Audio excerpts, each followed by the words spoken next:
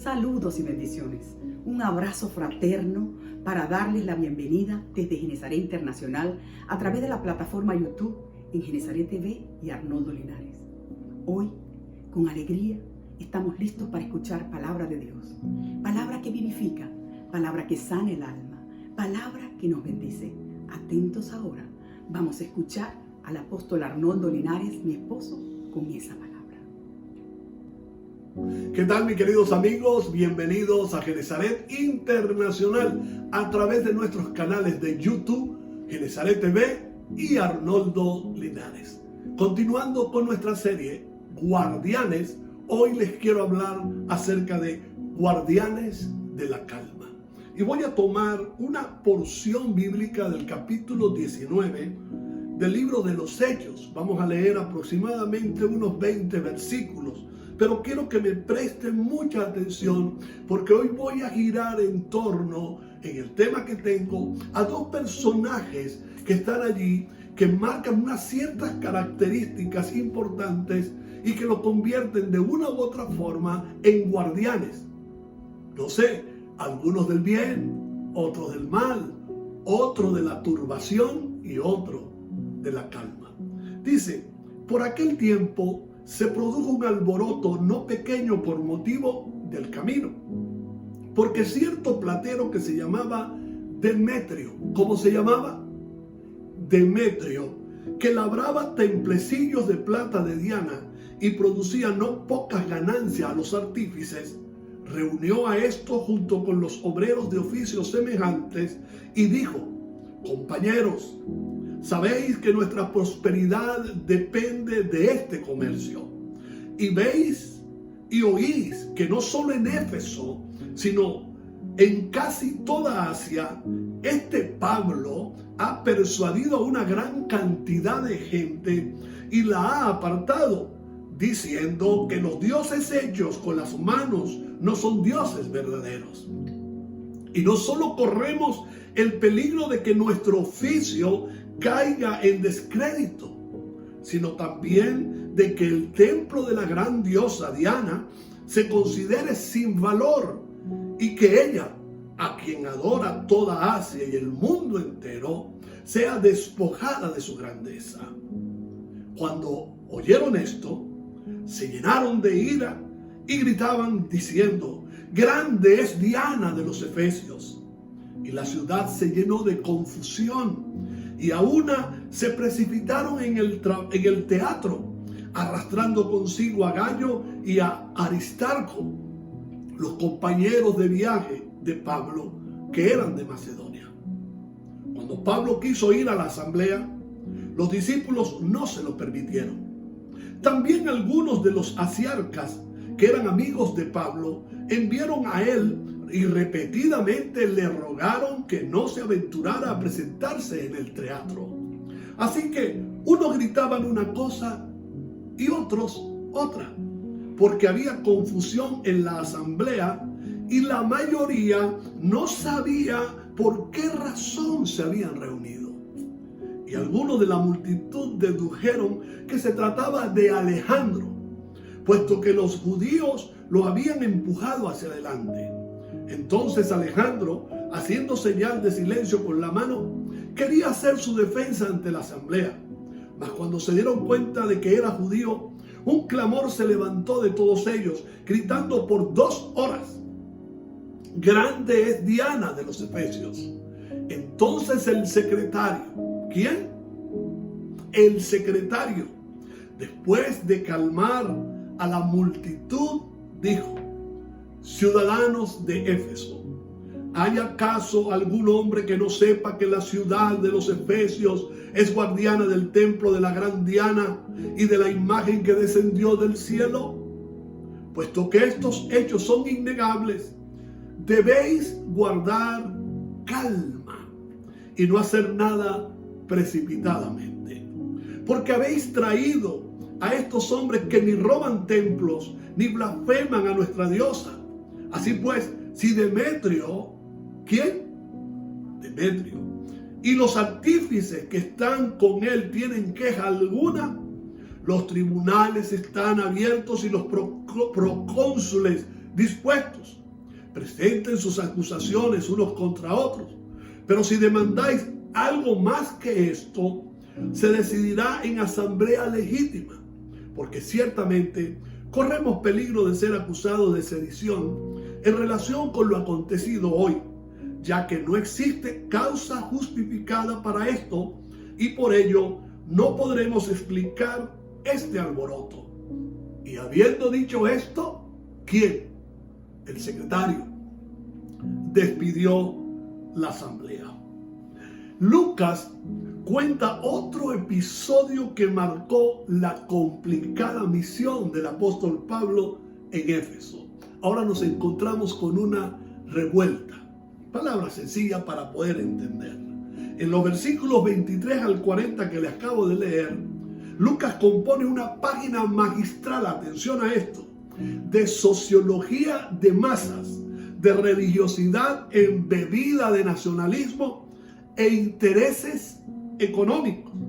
Parece que estuviéramos leyendo una crónica de periódicos y de redes sociales de nuestros días sobre modernas manifestaciones o asambleas. Ustedes saben a la que yo me refiero. Pero dos personajes en lo que narra Lucas resaltan en medio de la caótica multitud. A ver si saben quiénes son los personajes. Sí, Demetrio y el secretario, arrojando algunas características de cierta influencia tanto para el bien como para el mal. Ahora, definiendo a los dos personajes, podemos decir que todos dos son guardianes. No sabemos de qué hasta que lo estudiemos, pero son guardianes de sus propios intereses. Por eso, Demetrio, que es el promotor del disturbio, es el guardián de sus intereses económicos. Él reunió a todos los obreros y artesanos porque no es que sintió que se ofendía a Diana. Eso queda en segundo plano. Él sintió que iba a perder. Y en ese sentimiento de pérdida o de la presunción de la pérdida, reúne a todo el gremio, asume un liderazgo. Y sus primeras palabras para justificar su participación fueron estas: ustedes saben que nuestra prosperidad depende de esta actividad. Y ese era el verdadero motivo. Ni siquiera el templo de Diana, ni siquiera el mal que producía la religión en ese tiempo, la manera como se desenvolvían inmoralmente las sacerdotisas. Eso no era su problema. Eran intereses económicos, intereses creados porque estaba en juego la prosperidad de su actividad. Ellos solo pensaban, o él solo, Demetrio, pensaba en sus ganancias. Y claro, señala el objeto de peligro. El objeto del peligro era el camino, el objeto del peligro era Pablo. Esa era la excusa, el argumento para atacar y para deshacer lo que allí estaba. Ya él sabía un poquito de historia de lo que estaba haciendo en Asia. Pablo, recuerden que conquistó Asia Menor completa para el Señor. Y ya sabía el potencial, la fuerza de la palabra que había en Pablo para convencer ciudades. La reacción de la gente ante las palabras de Demetrio, y es que dice, al oírlo se enfurecieron y se pusieron a gritar. Este es un resultado, o es el resultado de las personas que son guardianes de sus propios intereses, que buscan que todo se revuelva, que todo se confunda, que todo haga daño, porque ellos no tienen ni el más mínimo interés de defender, valga la redundancia, los intereses de los demás. Los demás son una excusa. Los demás simple y llanamente suman para él traer sus argumentos porque ven peligro de extinción, vamos a decirlo así, de acabarse lo que él estaba produciendo. Él no era guardián de nadie. Él no estaba interesado en guardar a nadie, sino guardarse a sí mismo. Y sabe que me vino a la mente, en el momento que pensé esto, me vino a la mente el relato de Génesis 4:9, Caín y Abel. Dios presentándose en el escenario de los dos hermanos o de un hermano de Caín Y dice, entonces el Señor dijo a Caín, ¿dónde está tu hermano Abel? Escuchen la respuesta de Caín, muy similar a este señor llamado Demetrio, que se está defendiendo a sí mismo. Dice, no sé, ¿soy yo acaso guardián de mi hermano? Y aquí quiero explicar algo o interpretar. Dice, las personas que representan a sus propios intereses con el espíritu de Demetrio, similar al de Caín, están muy lejos en sus motivaciones de crear equilibrio, hermandad o sosiego. El solo pensar en ganancia lo aprovechan para pescar en río revuelto. Ese es el momento de ellos, pescar en río revuelto. Y el río revuelto, ganancia de pescadores. Estos son incitadores inteligentes, con apariencia de sabios y de buena gente. Este lo llama el apóstol Judas.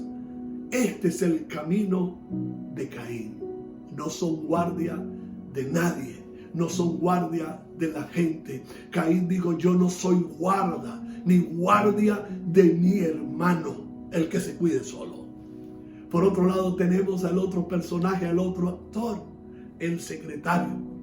Le llaman el secretario porque era el primer funcionario de la ciudad, que actuaba como enlace, esta palabra no se le puede olvidar, enlace entre el gobierno real y la provincia romana, cuya sede estaba también en la ciudad. Este señor, cuando usted logra escuchar, leer el discurso de este señor, podemos verlo como un guardián de la calma, un guardián del sosiego, y este hombre es un guardián del hacer lo que se debe hacer de manera correcta. Guardián de la calma, guardián del sosiego y guardián de hacer lo que se debe hacer de manera correcta, en otro término que se llama justicia y ser justo.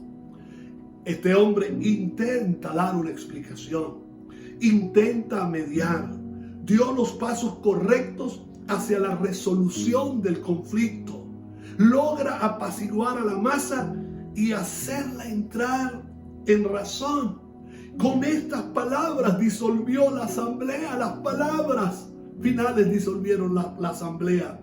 Y otra versión dice, con aquellas palabras, escuchen, con aquellas palabras medidas, yo lo pongo aquí entre comillas, con aquellas palabras medidas, calcadas, precisas, invitaba a todos a entrar en razón. Y aquí quiero añadir un recurso muy valioso para todos nosotros, los hijos de Dios, los valores de un guardián de la calma. Yo tengo 5 valores. Número 1, solidaridad. Número 2, fraternidad. Número 3, cordura. Número 4, responsabilidad. Y número 5, interés en la gente. Y esto me lleva a mí a enumerar 8 cualidades de un guardián de la calma. Número 1, el guardián de la calma que hace el trabajo de mediador, de enlace, y que toma palabras bien medidas, establece las normas. Quien de veras hace el papel de guardián de la calma se encarga de establecer las normas para el buen funcionamiento de un enlace, de una mediación. No comienza a picar al uno y picar al otro, sino que establece normas para delimitar el problema y no echarle leña al fuego. Por otro lado, número 2, la otra cualidad es que no juzga. Trata de canalizar la forma en que ese conflicto se puede abordar. Él lo canaliza. Por tanto, los guardianes de la calma no deben ejercer de juez y parte de un conflicto o parte en un conflicto, sino que son una pieza más para la resolución del mismo. Esto le da equilibrio a las discusiones, a los conflictos. Hay algunos que no son tolerantes. Hay algunos que aprovechan los momentos solo para dividir, solo para poner en pugna, solo para minimizar un lado al otro, y es capaz de estar entre los dos bandos, haciendo que el uno odie al otro y el otro odie al otro, o al uno, vamos a decirlo así. Tercero, escucha activamente. La función del guardián de la calma se centra en la escucha activa, es decir, escuchar y ser capaz de comprender a las personas. Oiga bien, no solo comprender el conflicto, comprender a las personas afectadas por un conflicto y sin emitir nunca juicios de valor. Oh, qué distinto al espíritu de Demetrio, qué distinto al espíritu de Caín, y qué distinto a aquellos que solamente escuchan para vociferar, para dar su juicio de valores y dañar de una u otra forma. Cuarto, respetan la confidencialidad. El proceso como enlace debe basarse en el respeto a los secretos revelados de las personas que aceptan su intervención. La confiabilidad es un aspecto básico para la generación de confianza. Un guardián de la calma dentro de los conflictos, dentro y fuera de la iglesia. Yo conozco mucho de conflictos dentro de la iglesia. Yo conozco a muchos Demetrios dentro de la iglesia. Yo conozco mucho con el espíritu de Caín dentro de la iglesia, así como lo conozco fuera, que atacan fuera, y lo que generan es total desconfianza. Generan desconfianza en las autoridades, generan desconfianza en maestros, en discípulos, en pastores, en líderes. Solo están para generar desconfianza porque algo quieren, y es desplazar para ellos figurar. Número 5, transforman el conflicto. A partir de la escucha activa, el guardián debe esforzarse en crear opciones que ayuden a resolver el conflicto. No a dividir, no a confrontar, no a pelear, no a llenar a la gente de violencia, de agresividad. No, escucha para presentarles a cada quien opciones. En este caso, el secretario presentó las acciones precisas correspondientes, legales y legítimas, que debían asumir a aquellos que seguían a Demetrio, porque la ciudad no podía ser encendida. Quiero decirte algo a ti que me estás escuchando. La iglesia no debe ser encendida por tu lenguaje. La iglesia no debe ser encendida cuando te ocupas de desnudar a la iglesia con tu mensaje. La iglesia tiene que ser revestida, sanada, guardada, como uno cuida a su esposa según la palabra. La purifica, la santifica para que no se arrugue.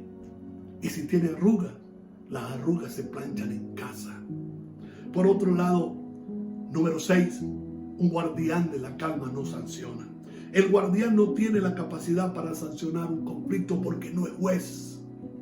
Esto nos lleva a la siguiente cualidad: no da soluciones. Aunque es algo que a los afectados de un conflicto les cuesta entender en ocasiones, como les cuesta entender que un psicólogo no está para darles las soluciones, ni así ni asado. También cuesta escuchar a un pastor decir, bueno, elijan ustedes, estas son las opciones, pueden hacer esto, pueden hacer aquello. Nunca deben hacer, pueden hacerlo. Ustedes eligen, ustedes deciden. Y esa es lo que llaman, creo que en psicología, la técnica directa. Vamos a decirlo así, o la técnica indirecta, donde dejan a las personas, donde se les presenta el conocimiento, las opciones, las posibles soluciones, y que la gente tome decisiones. Aunque es algo que a los afectados de un conflicto les cuesta entender en ocasiones, el guardián no debe ser la persona que soluciona el conflicto. El conflicto debe ser resuelto por las personas afectadas. En este sentido, el guardián tiene como objeto escuchar, clarificar, crear opciones, pero no debe dar la solución o soluciones a ningún conflicto. Hablando de clarificar, viene la siguiente cualidad, que es la número 8, y con esto finalizo. Saben parafrasear. ¿Saben lo que es parafrasear? Decir con nuestras propias palabras lo que está sucediendo en el conflicto, utilizando nuestra palabra en un lenguaje sencillo que pueda describir el escenario de manera sencilla. Una vez las personas afectadas por un conflicto han dado su versión, es muy importante que el guardián sea capaz de parafrasear lo dicho por los afectados por un conflicto.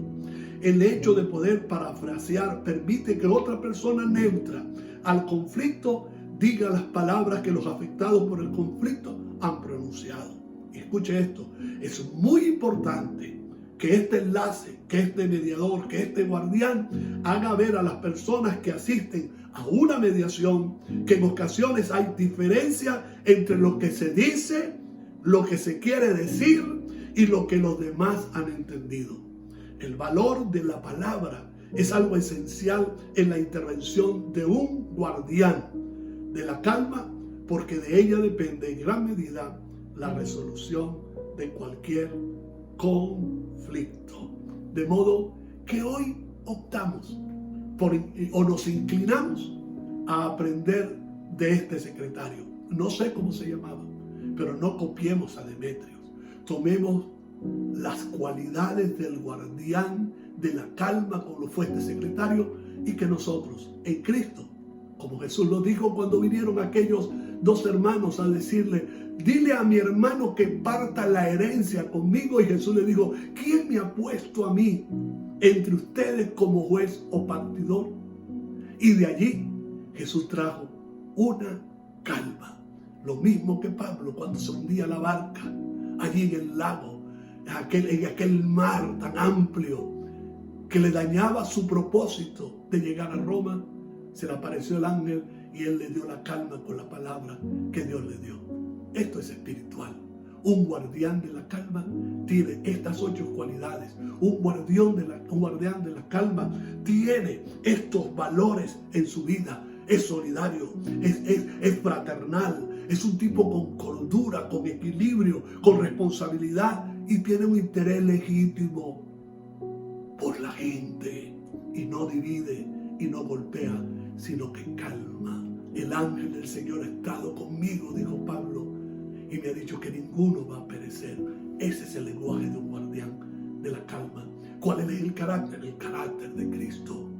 No soy juez, soy mediador. Que Dios les bendiga a todos y aprovechemos de ser guardianes de la calma. Nos despedimos con gozo, con alegría de corazón, invitándote para el próximo domingo, 10 de la mañana, hora de Miami, donde estaremos de nuevo juntos. Suscríbete, dale a la campanita para que te lleguen todas nuestras notificaciones, y por favor, síguenos en todas nuestras redes. Te amo mucho, así te dice el Señor.